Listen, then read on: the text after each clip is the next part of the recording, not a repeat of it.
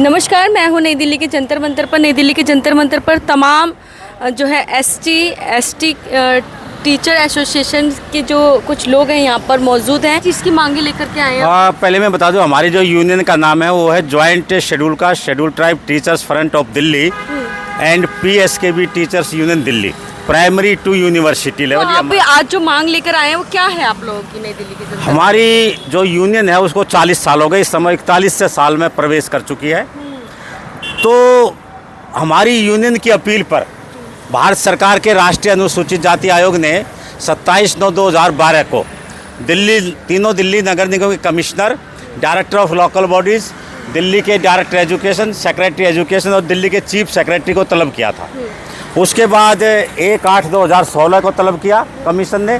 उसके बाद 3/8/2017 को नेशनल SC कमीशन ने इन सभी ऑफिसर्स को जो इंस्ट्रक्शन दी schedule caste schedule tribe teachers के बारे में, इन्होंने आज तक 11 साल हो गए वो लागू नहीं की। आज जो हम यहाँ पर आए हैं, हमने 8 लोगों को जो है ज्ञापन दिया है। सबसे पहले हम गए नेशनल शेड्यूल कास्ट कमीशन में, फिर हम गए नेशनल ST कमीशन में, उसके बाद हम जंतर मंतर पर आए। सर, आपको क्या लगता है ये क्यों नहीं हो रही, परमिशन क्यों नहीं दी जा रही? क्या इसके पीछे कहानी ये है कि एक होता है नीति और नियत। नीति और नियत, अगर किसी अधिकारी के दिमाग में ये है कि मैंने कुछ देना है, क्योंकि जो रिजर्वेशन है वो एक कॉन्स्टिट्यूशनल राइट है, आर्टिकल 16(4) के तहत हमें रिजर्वेशन मिला है। तो जब कमीशन जो कि एक कॉन्स्टिट्यूशनल बॉडी है, जो संविधान के आर्टिकल 338 के तहत बनी हुई है, उसने इंस्ट्रक्शन जारी कर दी, इन्हें करना नहीं चाहते, उसको लागू नहीं करना चाहते। इससे हमारे दिल्ली में हजारों शेड्यूल का शेड्यूल ट्राइब के टीचर पीड़ित है, वो अपने कॉन्स्टिट्यूशनल राइट से वंचित है। तो आज जो आप लोग डिमांड कर रहे हैं वो आपने बताया कि आप लोग आयोग गए थे। क्या लगता है कि ये डिमांड जो है आप लोगों ने पहले भी उठाई है? मैं बता दूं, आज जो हम आए हैं, आज हमने 8 लोगों को ज्ञापन दिया है। सबसे पहले हमने national SC commission, ST commission, फिर इसके बाद हमारा जो ज्ञापन गया है वो महामहिम राष्ट्रपति को गया है, माननीय प्रधानमंत्री जी को गया है, पार्लियामेंट्री कमेटी SC ST को गया है और दिल्ली पुलिस के कमिश्नर को गया है। इसके बाद जाएगा उपराज्यपाल को और मुख्यमंत्री को। आज हमारी मांग ये है कि जिन अधिकारियों ने नेशनल शेड्यूल कास्ट कमीशन के आदेशों का उल्लंघन किया है, उनके निर्देशों को लागू नहीं किया है, उनको तुरंत बर्खास्त करके उनके खिलाफ SC ST एक्ट में FIR दर्ज की जाए। आज हमारी मांग ये लेकर के आए हैं। अगर ये मांग पूरी नहीं होती तो आगे? अगर ये मांग पूरी नहीं होती है तो हमने 5/9/2023 को यानी टीचर्स डे पर, नेशनल टीचर्स डे पर दिल्ली के शाहबाद डेयरी थाने में इन सभी के खिलाफ FIR दर्ज करने के लिए कागजात दे रखे हैं। अगर FIR दर्ज नहीं हुई, जैसा कि हम पुलिस कमिश्नर से मिलेंगे अभी, अगर दर्ज नहीं हुई तो हम उसके बाद न्यायालय की शरण में जाएंगे। ठीक है सर, आपको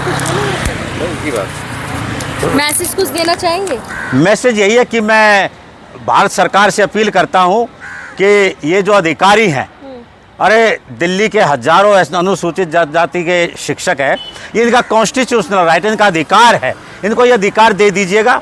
क्यों इनको परेशान करते हो? हम भी बच्चों को पढ़ाना चाहते हैं स्कूलों में बैठ करके, हम नहीं चाहते हम रोड पर धक्के खाएं। तो मेरा मैसेज यही है। आप लोगों के साथ और भी कोई संगठन है जो आप लोगों का सहयोग कर रहा है इस मुहिम में? नहीं, ये हमारा संगठन प्राइमरी से यूनिवर्सिटी लेवल तक का है और 40 साल पुराना है।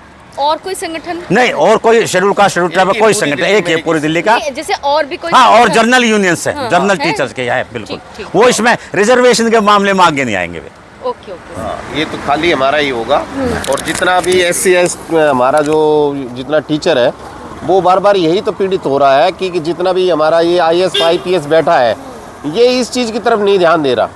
अभी दिल्ली के अंदर जो भी शेड्यूल कास्ट टीचर है या कोई भी मतलब 4th क्लास है, उसकी जो अपनी कोई ज़रूरत है किसी कार्य के लिए, मतलब ज़रूरत क्या मतलब काम की आशा है, वो आशा वो उल्टी लेके चला जाता है, क्योंकि उन लोगों को ध्यान ही नहीं है।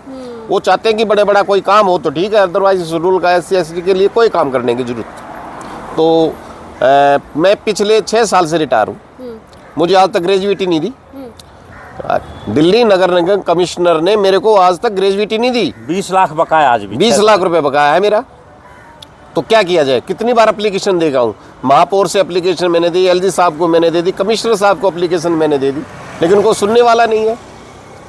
आप कुछ करेंगे?